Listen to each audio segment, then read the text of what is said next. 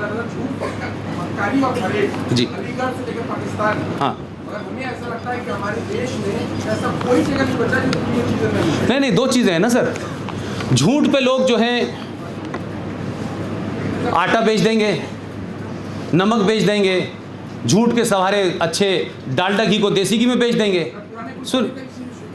सुन लीजिए मेरी बात, आप मुझे लगता है सवाल को दिल पे ले गए हैं, शायद दिल पे मत लीजिए। मैंने इसलिए कहा कि जब आपके पास कोई चीज़ रिटन फॉर्म में हो और जब आप उसको झूठ बोलने लगें, मैं उस झूठ और मक्कारी फरेब की बात कर रहा हूं कि अगर किताब में बात ये लिखा है तो जो बात बताओ, जो किताब में नहीं लिखा वो तुम बता रहे हो। कुरान मजीद में कहां लिखा हुआ है भाई कि हिंदू लड़कियों को फंसाओ, उनका धर्म बदलो और अपनी गिनती बढ़ाओ? ये कहां लिखा है? तो अगर नहीं लिखा तो क्यों कर रहे हो? फिर कुरान का हवाला क्यों दे रहे हो? फिर बताओ कि कहां लिखा है कुरान मजीद में कि जो आपको नहीं मानता, मेरे रसूल को नहीं मानता, मेरे अल्लाह को नहीं मानता, मेरे मोहम्मद को नहीं मानता, उसका कत्ल वाजिब है? अगर लिखा है तो बताओ। अगर लिखी हुई किताब के साथ झूठ बोल करके पूरी दुनिया में तुम अपनी कोई चीज खुंदक पूरी कर रहे हो, दुनिया को बिगाड़ रहे हो, तो मुझे बताइए ना, अल बगदादी का इस्लाम क्या है?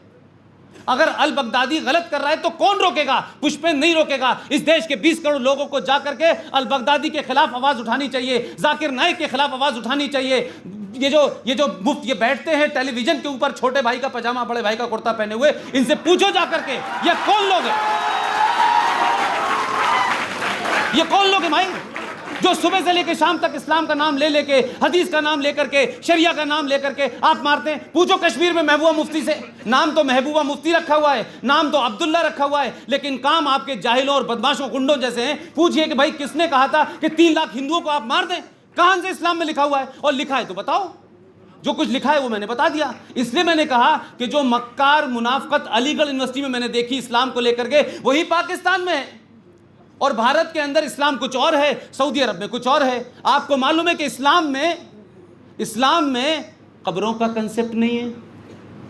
कब्र के बारे में मना किया गया है कि कब्र नहीं बनेगी, जो जनाब चले गए हैं उनको ज़मीन में दफनाइए, मट्टी डाल दीजिए और खुदाफिज कर दीजिए। लेकिन ये बड़ी बड़ी संगमरमर की कब्रें क्यों बनेंगी? ये बड़े बड़े कब्रिस्तान क्यों बनेंगे? और समाजवादी पार्टी से कुछ लोगों ने डिमांड कर दिया कि भाई हमारा कब्रिस्तान की बाउंड्री बननी है। मैंने ये बात आजमगढ़ में कही कि भाई ये बाउंड्री बननी है, 450 करोड़ रुपया चाहिए, तो मुलायम सिंह ने उसको दे भी दिया।